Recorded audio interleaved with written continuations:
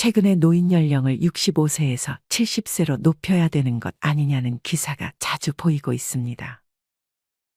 유튜브 댓글만 봐도 이제 60대를 노인, 할아버지, 할머니로 표현하면 많은 분들이 60대가 무슨 노인이고 할아버지냐는 대댓글을 많이 다는 것 같습니다. 제가 생각해도 60대는 젊은 나이이지만 문제는 이런 인식을 근거로 이제 기초연금을 65세가 아닌 70세부터 지급해야 하는 거 아니냐는 기사들도 조금씩 보이고 있습니다. 만약 노인의 기준이 65세에서 70세로 바뀐다면 65세부터 받는 혜택들을 이제는 받지 못하게 될 수 있습니다. 실제로 서울시는 작년 6월에 인구정책 기본계획을 발표하며 이르면 올해부터 노인 기준을 65세에서 70세로 올려 노인복지 혜택을 적용하겠다고 밝혔습니다. 한 서울시 관계자는 인구 감소 등의 이유로 서울시의 세수는 줄어들 것으로 예상되는데 노인 인구는 계속 늘어나 재정적으로 감당하기 어려운 것이 그 이유 중 하나라고 설명했습니다. 65세 이후에 적용되던 복지 중에 통신요금 할인이나 지하철 무료 이용, 철도항공 여객요금 할인, 의료비용 경감 혜택, ATM 수수료, 이자소득세 면제 등의 혜택을 이제는 받지 못하게 될 수 있는 것입니다. 기초연금 수급 연령을 현행 65세에서 70세로 높이면 연에 6.8조 원을 아낄 수 있다고 하니 이런 얘기들이 나오고 있는 것 같습니다. 기초연금뿐만 아니라 노인 일자리 및 사회활동 지원 사업의 경우에도 지금은 65세부터 혜택을 받을 수 있지만 만약 연령을 70세 이상으로 조정하면 약 9천억 원에 육박하는 재정을 절감할 수 있다는 발표도 있었습니다. 하지만 이에 대한 시민들의 반응은 냉담했습니다. 어느 한 신문사에서 전국 각지에 사는 60대 안팎의 시민과 인터뷰를 해본 결과 노인 연령 기준을 70세 이상으로 높이는 데 찬성하는 사람은 단 한 사람도 없었습니다. 대부분이 노인 연령과 사회보장 혜택 연령을 높이는 데 반대한 것입니다. 이는 어찌 보면 당연합니다. 누구나 기초연금을 더 빨리 받고 싶어 할 것이고 복지 혜택도 한 살이라도 젊을 때 받고 싶어 할 것입니다. 기초연금 연령을 늦추는 것이 먼저가 아니라 정년 연장 등의 안정적인 일자리와 소득 보장이 전제가 되어야만 합니다. 현재 법으로 정한 정년은 60세이지만 사실 실제 우리나라의 평균 퇴직 연령은 49.3세입니다. 노인 연령이 70세가 되어도 이 정년이 그만큼 5년 더 늘어나지는 않을 가능성이 훨씬 높습니다. 이마저도 운 좋게 60세까지 정년을 채운다고 해도 기초연금을 받으려면 10년을 더 기다려야 하는 상황이 됩니다. 그때까지 복지 혜택도 받지 못하면 경제적으로 더 힘들어질 수밖에 없습니다. 이렇듯 평생 우리는 65세를 기준으로 복지 혜택도 받고 연금도 받고 할 것 같지만 사실 이게 평생 가지 않을 수 있습니다.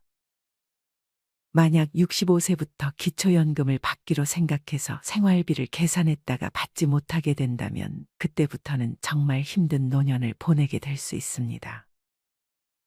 그러므로 우리는 정책이 어떻게 변화하는지, 내가 받을 수 있는 연금이 얼마고 어떤 혜택들을 받을 수 있는지 스스로 공부하고 알아보는 것이 중요합니다. 사실 국민연금도 마찬가지로 제대로 계산을 해봐야 내가 얼마를 받을지 정확하게 알고 그에 맞게 생활비를 맞출 수 있습니다. 인천에 사는 67세 최영실 씨는 연금에 대해 잘 알아보지 못해 몇 년간 손해를 봤습니다. 최 씨는 국민연금으로 한 달에 40만 원을 받고 있었습니다. 최 씨의 남편은 3년 전에 세상을 떠났는데 최 씨의 남편은 국민연금을 180만 원을 받고 있었습니다. 최 씨는 남편이 떠나고 유종연금을 받을 수 있다는 말에 본인의 국민연금과 남편의 유종연금의 30%를 더해서 받고 있었습니다. 계산을 해보면 남편의 유종연금 180만 원의 30%는 54만 원이었고 여기서 본인이 받고 있던 국민연금 40만 원을 더해 총 94만 원의 연금으로 생활하고 있었습니다. 하지만 최 씨는 이후 이것보다 더 많은 연금을 받는 방법이 있다는 것을 알았습니다. 본인의 국민연금 더하기 남편의 국민연금의 30%만 받는 대신 본인의 국민연금을 포기하고 남편의 국민연금의 60%를 받는 것이 가능했습니다. 남편의 국민연금 180만 원에서 60%, 즉 180만 원에서 0.6을 곱하면 108만 원이 나옵니다. 유종연금을 받을 때는 이처럼 두 가지의 선택안이 있습니다.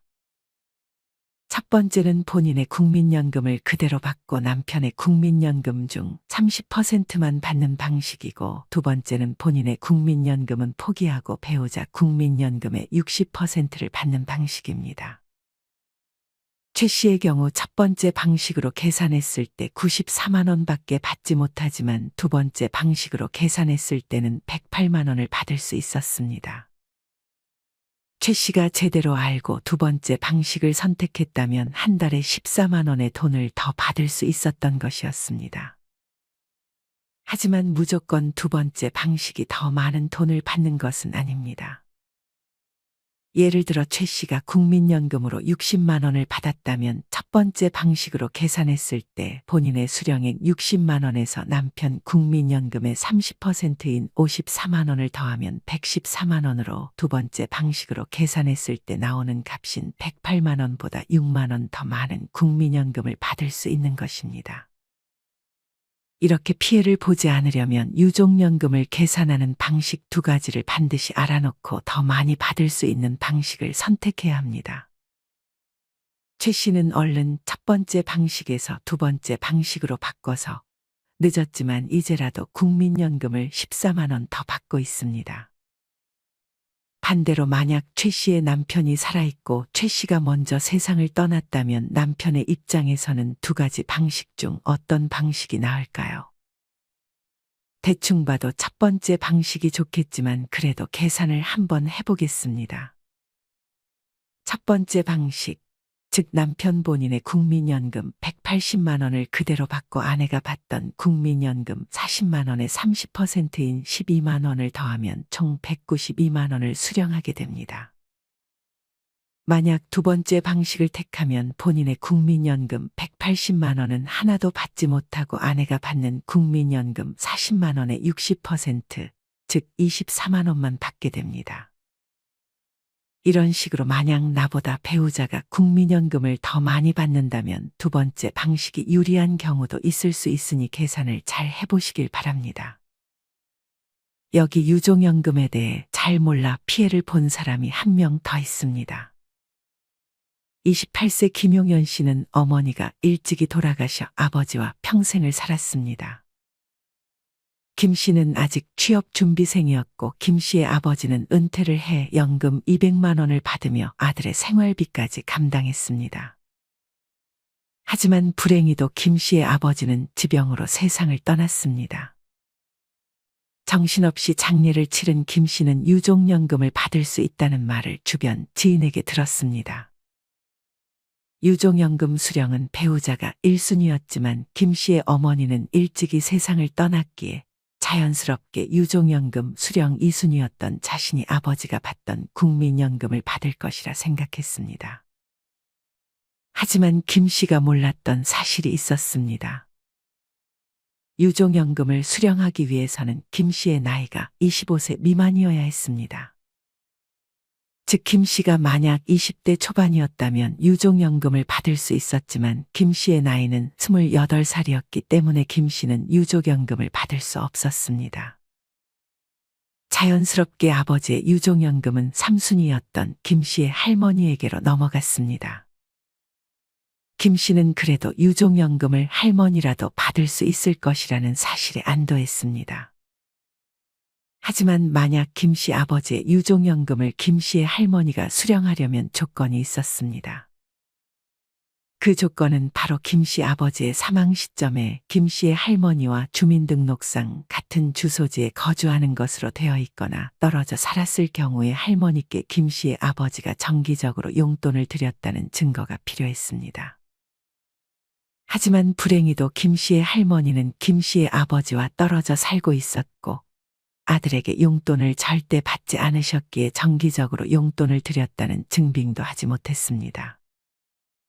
이에 따라 유족연금 수령 3순위였던 할머니도 유족연금을 받지 못했고 김 씨의 아버지는 손자녀와 조부모도 없었기 때문에 결국 김 씨 아버지의 유족연금은 그대로 소멸해버렸습니다.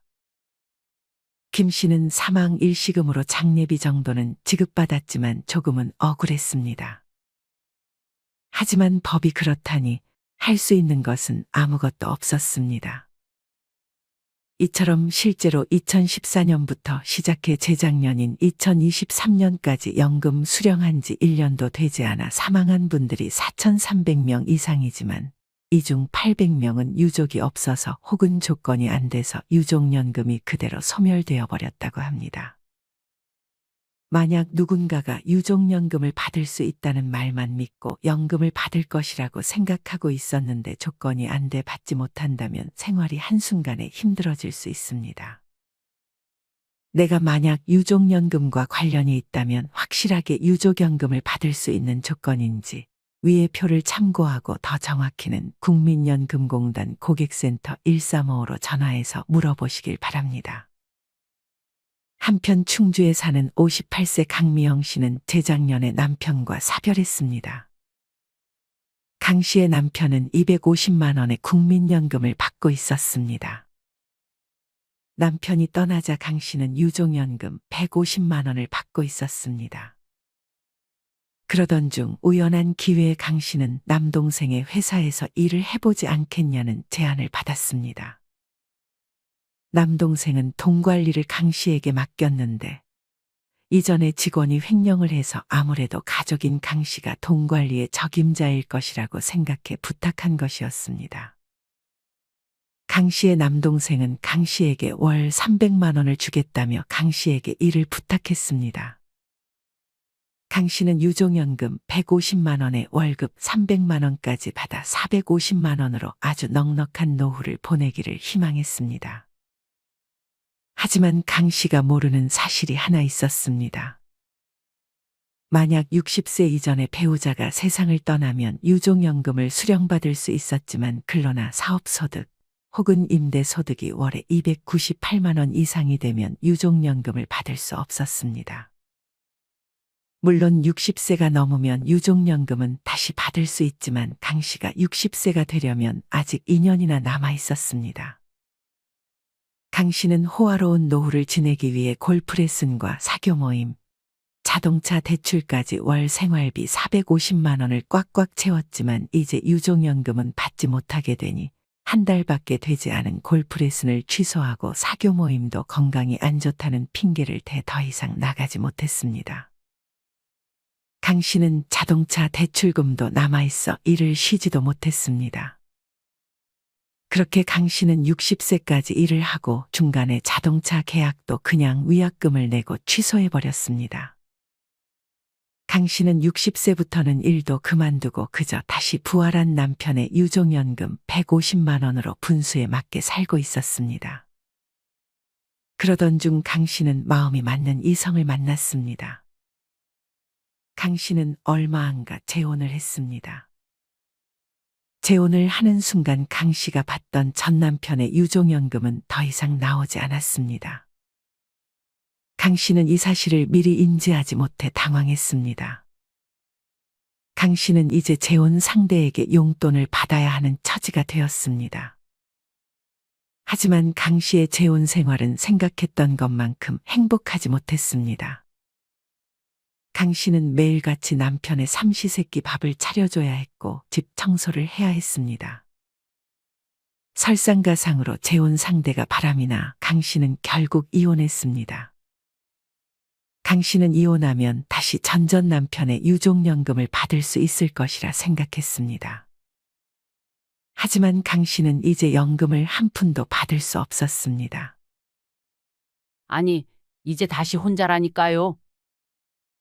안타깝지만 재혼했다가 다시 이혼했을 시 원래 받던 유족연금은 받을 수가 없어요.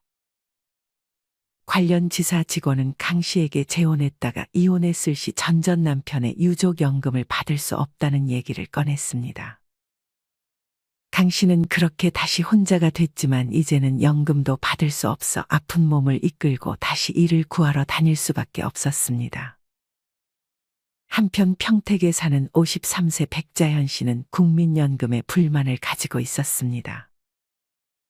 이유는 다름 아닌 직역연금과의 차별 때문이었습니다. 직역연금이란 공무원 연금, 군인연금, 사학연금 등을 의미합니다. 백 씨와 백 씨의 지인 김 씨는 모두 지병으로 남편과 일찍이 사별한 상태였습니다.